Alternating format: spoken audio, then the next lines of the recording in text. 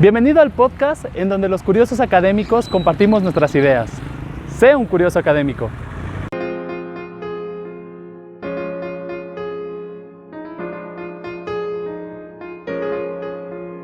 Muchas veces nos han dicho que estamos en espacios inclusivos o en espacios que favorecen la inclusión, pero a mí me gustaría iniciar partiendo de que la inclusión no fue obra de magia o que haya sido con una varita mágica, sino que todo empieza desde un proceso, iniciando desde la exclusión, donde las personas con discapacidad estaban fuera de lo que eran los ámbitos educativos.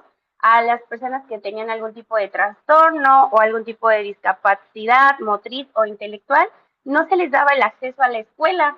Es hasta en la segregación en 1839 con Jean Itard, quien es el primero en hablar de las escuelas de educación especial. Y entonces se crea un espacio específico donde ellos pues podían asistir, las escuelas que ahora son conocidas como CAM, los centros de atención múltiple. Para 1968, la UNESCO habla por primera vez de igualdad de oportunidades, dando paso a la integración, que si bien la integración generaba en que las escuelas regulares aceptaran a los niños con algún tipo de discapacidad, sin embargo, si ustedes se dan cuenta en la imagen, en integración, aunque estaban dentro de las escuelas, ellos no formaban parte de las aulas, tenían su propio espacio, aún teniendo, compartiendo salones, compartiendo escuelas, ellos tenían su propio espacio. Y entonces, ¿qué pasaba en este método de integración? Pues resulta que las maestras de educación especial o las maestras que van dirigido hacia la atención pasaban salón por salón recogiendo a sus niños y se los llevaban al aula tan conocida de USAER o de CAPET, y ahí ellos trabajaban específicamente con estos niños. Y entonces, en 1981, Miguel de Toledo habla sobre la ideología de la normalización, y es que en eso radica la integración, en un modelo o una ideología de normalización donde se esperaba que las personas con discapacidad llegaran a ser igual que las personas que no tenían ningún tipo de discapacidad. Entonces, hablaban de modificar por completo a estas personas y llevarlas como a una idealización de lo que deberían ser las personas. En 1991, la Ley General de Educación, en su artículo 41, habla sobre ese tema, sobre la integración. Y entonces esto, con el paso del tiempo, nos lleva a la inclusión. En el 2001, en el Programa Nacional de Educación, hablamos sobre justicia educativa y equidad. Y es que es la primera vez aquí donde se empieza a hablar de una educación de equidad. ¿Y qué quiere decir equidad? Darle a cada uno lo que necesita. Esto quiere decir que no solamente es darle a todos por igual, sino que dar o brindar las oportunidades haciendo los ajustes razonables pertinentes para que todos los alumnos dentro del aula puedan acceder a la educación. Para el 2002, el Programa Nacional de Fortalecimiento de la Educación Especial da pauta completamente a la inclusión. ¿Y qué entendemos entonces por inclusión? Pues la UNESCO nos habla que la inclusión educativa es un proceso y que este proceso está orientado a responder a la diversidad. ¿Y cómo se podría responder? Pues cambiando o modificando contenido, acceso, estructura y estrategias. También la UNESCO nos dice que esto es responsabilidad del sistema regular educar a todos los niños, y con esto nos modifica muchísimo del proceso que anteriormente teníamos y que muchas de estas escuelas o muchas de nuestras escuelas se quedaron ahí atorados en un proceso de integración donde los niños siguen yendo a su aula de USAER, donde los maestros de educación especial siguen sacando a los niños y los siguen llevando a estos espacios donde ellos reciben la clase de la maestra de educación especial, de la maestra de USAER, de la maestra de CAPEP. Sin embargo, la UNESCO nos dice que esto es responsabilidad del sistema regular, educar a todos los niños. O sea, esto es una responsabilidad de cada maestro, de cada grupo. Y bien, justamente con aprendizajes claves, ahí es la primera vez que también observamos como que este proceso de inclusión se ve un poco más involucrado y dice que el sistema educativo le corresponde, entre otras cosas, remover las barreras que limitan la equidad en el acceso, la permanencia y el egreso. Y tenía como la inclusión, tenía como objetivo que los estudiantes aprendan a convivir, trabajar y relacionarse en grupos multiculturales, es decir, que comprendan diversidad como una fuente enorme de riqueza. Y para nuestro actual programa, que es la Nueva Escuela Mexicana, justamente habla de una modificación que se tuvo que hacer en el 2019 en el artículo tercero, junto con la ley, junto con la ENEI, perdón, donde hablamos justamente de estos rasgos específicos para la inclusión y que justamente esta parte de inclusión está diseñada para acoger a comunidades educativas inherentes, diversas y atender diferentes expresiones de la diversidad. Recordemos que la inclusión en la nueva escuela mexicana es un eje. Este es donde alrededor de él van a estructurarse todo nuestro sistema educativo. Y entonces la nueva escuela mexicana deja de lado el que la inclusión sea un tema, como hoy vamos a ver números, mañana vamos a ver conteo y el miércoles vamos a ver sobre inclusión, ¿no? Deja de ser un tema y se vuelve un eje alrededor de cual todos los temas tienen que girar. Y entonces la inclusión se vuelve una de las bases importantes de nuestra nueva escuela mexicana. Y pues esto promueve convivencia en el valor de la diversidad, con respeto y valor a todas las personas. ¿Sale? También a través de esto intentamos la eliminación de estereotipos, prejuicios, segregación y exclusión. Y si bien es importante recordar que la nueva escuela mexicana tiene como fundamento el modificar, estructuras, modificar paradigmas, ¿sale? Entonces, no solamente es, bueno, un nuevo plan de estudio y ya, ¿no? Sino que está buscando el modificar también cultura, el modificar estereotipos, el modificar, pues todo aquello que pueda estar segregando o excluyendo a alguna persona o algún niño, en este caso niño, niña, joven o adolescente. Y para poder medir esto, nosotros contamos con una guía que se llama Index, ¿sale?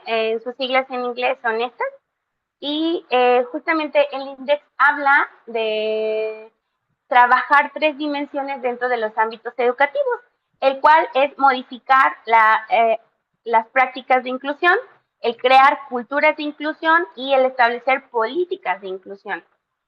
Y bueno, las culturas inclusivas nos hablan de comunidades escolares seguras, colaboradoras y estimulantes para todos los implicados, alumnos, profesores y familia. Esto quiere decir que la cultura de inclusión no solamente se queda en los alumnos, en que los alumnos se lleven bien, en que los alumnos convivan, sino que también trasciende a los docentes y por ende también a las familias.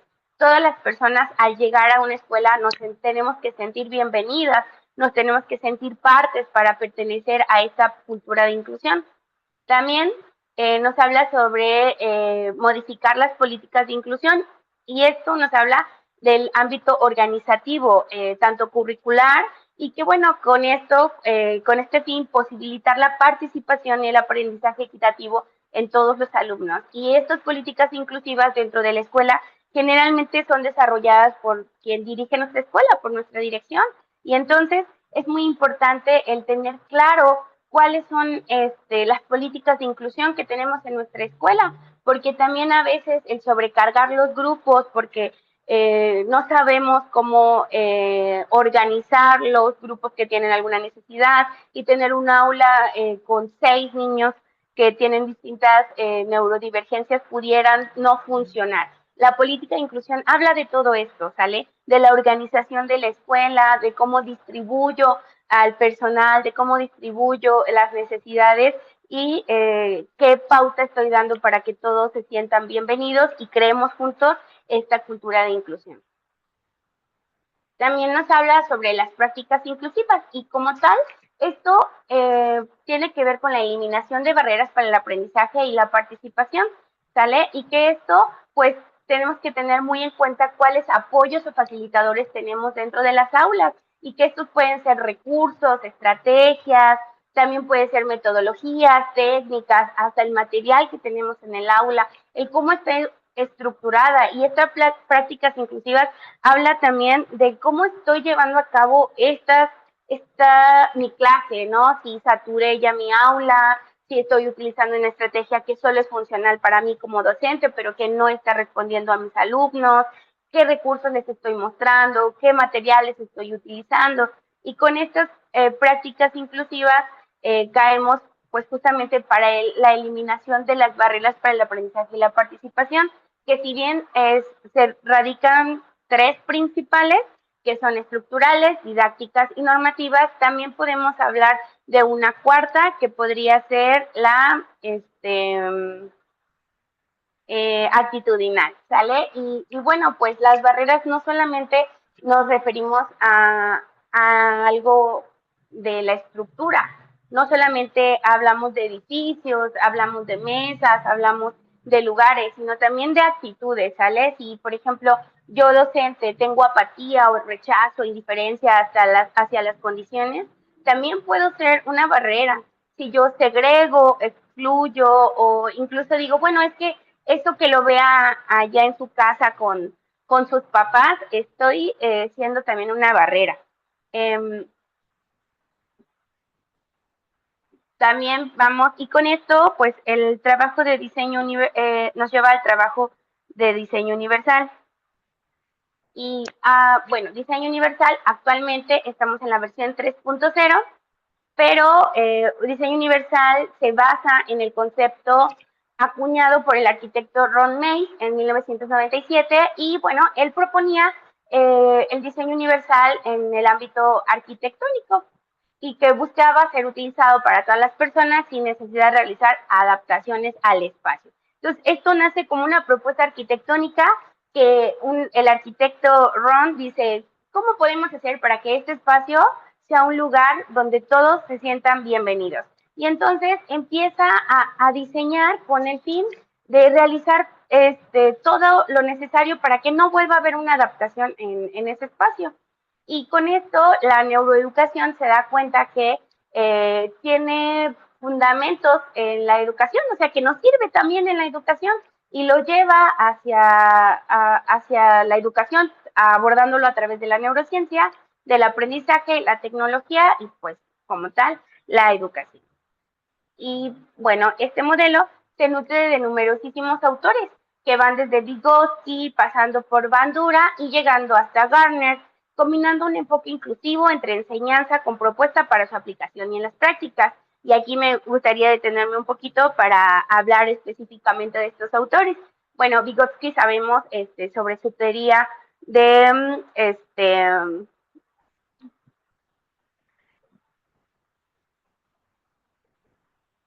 sí, perdón, se me fue. En su teoría de los anclajes, de los aprendizajes que se anclan. Bandura nos hablaba sobre la interacción, cómo los niños necesitan interactuar para poder llegar a algo, y Gardner nos habla de las inteligencias múltiples. Y entonces hablamos que diseño universal tiene estas principales visiones, donde vamos a trabajar anclando a los niños al aprendizaje próximo. También vamos a trabajar inteligencias múltiples y sobre todo basándonos en las áreas sociales. Y bueno, ahí llegamos al famosísimo diseño universal para el aprendizaje en sus tres redes, en su red afectiva, red de reconocimiento y la red estratégica. Aquí en la red afectiva podemos saber el porqué del aprendizaje, ¿sale? Y bueno, esto nos implica elegir, optar, implicarse, tener una autonomía, confianza en uno mismo, los feedbacks y la reflexión. Pero me gustaría dar un ejemplo cómo llegamos a esta red afectiva. Cuando nosotros queremos hacer que en nuestra aula exista el trabajo de redes afectivas, lo que estamos generando es que los alumnos logren generar un clic con el maestro, donde ellos se sientan identificados, porque esto nos va a ayudar a que los niños puedan aprender con mayor facilidad cuando yo me siento identificado con mi maestro, cuando yo me siento en confianza con mi maestro, donde sé que estoy en un espacio seguro, donde sé que estoy en un espacio donde puedo ser yo mismo. Y entonces aquí, por ejemplo, en preescolar, ¿no? Cuando las maestras el primer día se disfrazan de algún personaje, de Intensamente, de alguna película que esté de moda. Y entonces los niños llegan y te dicen, ay, a mí también me gusta ese personaje. Ahí ya estamos trabajando la red afectiva, ya enganchamos al alumno a que él pueda generar un vínculo con nosotros y entonces diga, ay, sí, hoy le voy a hacer caso a Alegría porque Alegría me cae muy bien y yo quiero seguir a mi maestra Alegría, ¿no? O muchas veces nos pasa que llegamos y decimos, hola, yo soy la maestra Yasmín, y entonces alguien dice, mi mamá se llama Yasmín. Ya ahí ya se trabajó la red afectiva, porque las experiencias previas del niño hacen que se vinculen con alguna cosa que ellos se sientan, que sientan que les llama la atención, que sientan que les genera este espacio de seguridad. Y entonces esta red afectiva es importante trabajarla durante toda la jornada, porque quizá en este momento cuando yo les pregunto, buenos días niños, ¿cómo están? Cuéntenme cómo llegaron hoy, vienen contentos, tristes, enojados. Es el momento para que el niño hable y se exprese y nos diga, y entonces nosotros podamos darnos cuenta si podemos iniciar con la clase de lectura o quizá primero tenemos que hablar de dónde colocar el miedo o de dónde colocar la alegría o qué hago cuando estoy enojado. Y entonces estas redes nos van a permitir ir trabajando todo esto y que ellos se vayan sintiendo bien, perdón, y esto les permita como tal aprender.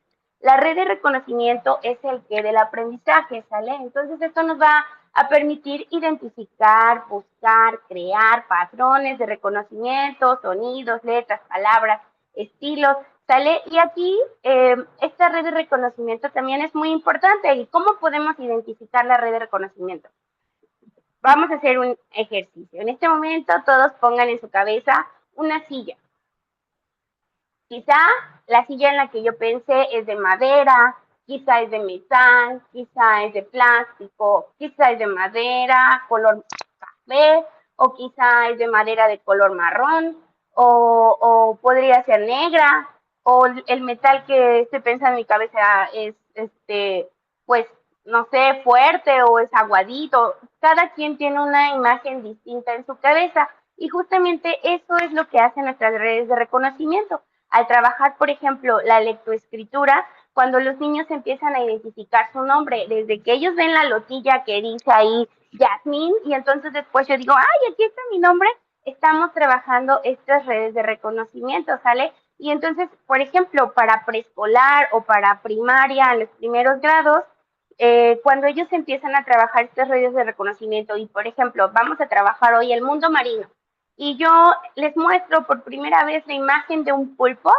su red de reconocimiento va a trabajar y entonces va a pensar en este pulpo, ¿sale? Y entonces la próxima vez que el niño le digan, ah, un pulpo, va a traer a su mente esa imagen que le mostró su maestra o su maestro la primera vez que le hablaron de ese tema. Entonces estas redes de reconocimiento nos ayudan en muchas tareas básicas del pensamiento para trabajar en el aula. Y por último, vamos a el cómo del aprendizaje.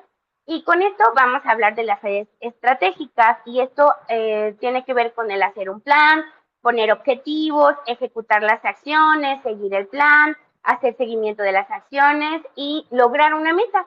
Desde que nosotros pensamos, un ejemplo, si ahorita yo tuviera que salir de casa, tendría que levantarme, buscar las llaves, tomarlas, abrir la puerta, cerrar, dirigirme al portón, cerrarlo. Ajá. Todo esto que implica desde el que yo pienso qué hacer es la red estratégica trabajando.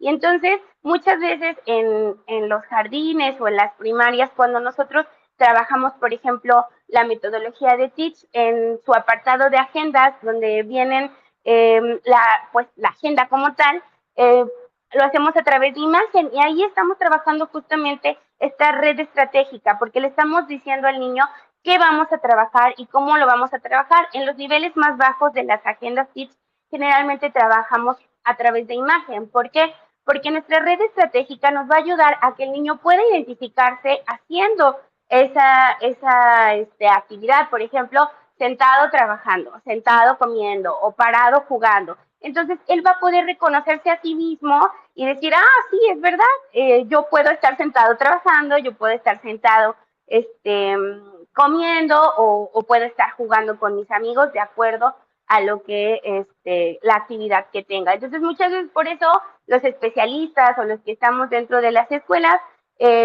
generalmente nos dirigimos y les proponemos, ¿no? Iniciar a través de imagen. No es para que impriman de más, sino más bien para que los niños puedan identificarse y puedan ver cómo trabajar. Y bueno, no estoy bien. Dentro de la versión 3.0 en diseño universal hubo algunas modificaciones específicas, como enfatizar la identidad como parte de la variabilidad, reconocer sesgos individuales. Y bueno, con esto me gustaría hablar de estos dos temas, que son justamente dos puntos importantes que se trabajaron dentro de estas modificaciones. El tener conciencia de la otredad, del reconocimiento de la diferencia, ¿sí? El que los maestros comprendamos que estamos en un aula lleno de otros seres, ¿sale? Que son diferentes, que cada niño tiene sus propias, su propia estructura, su propia forma de pensar, de aprender, de crear, de participar, y que también el buscar la alteridad, ¿sale? Que es la posibilidad de reconocer y comprender al otro en su identidad propia.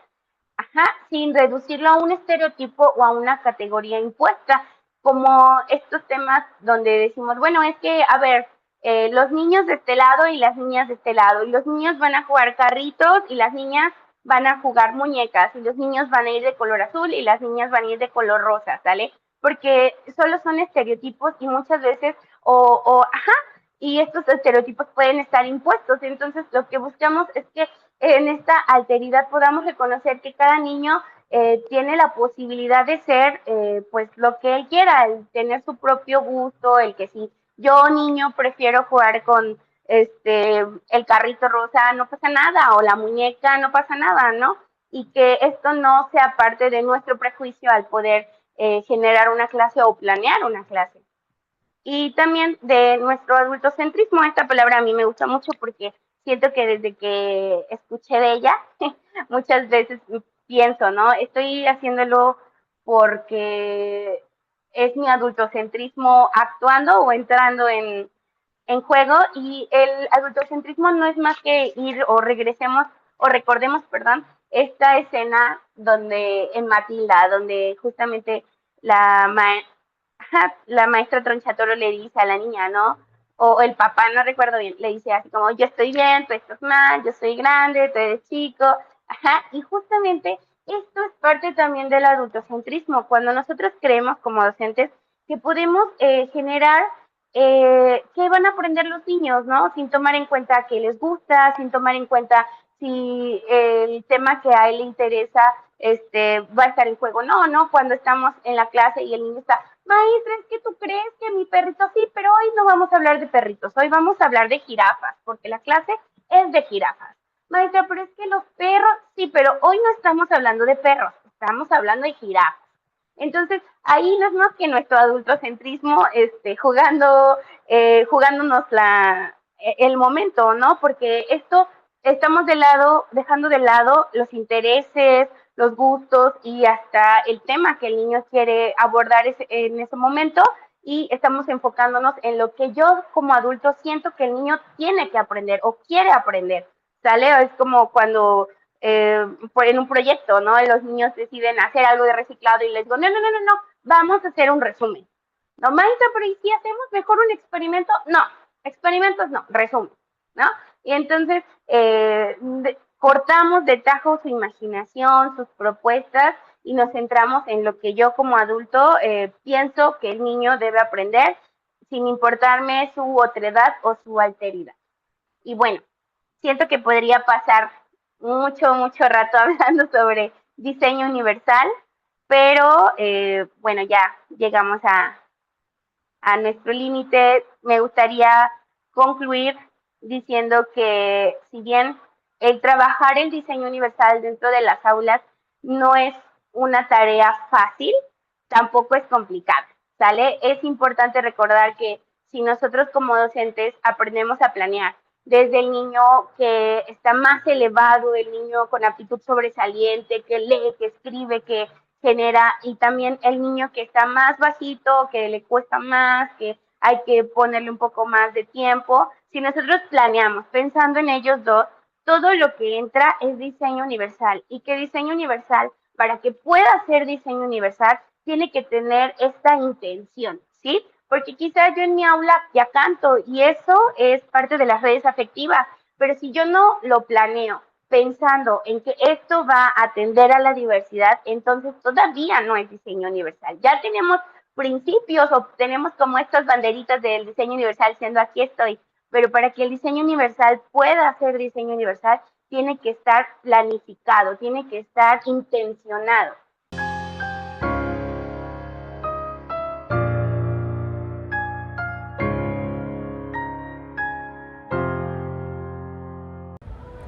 EduComplexus, tu guía de aprendizaje.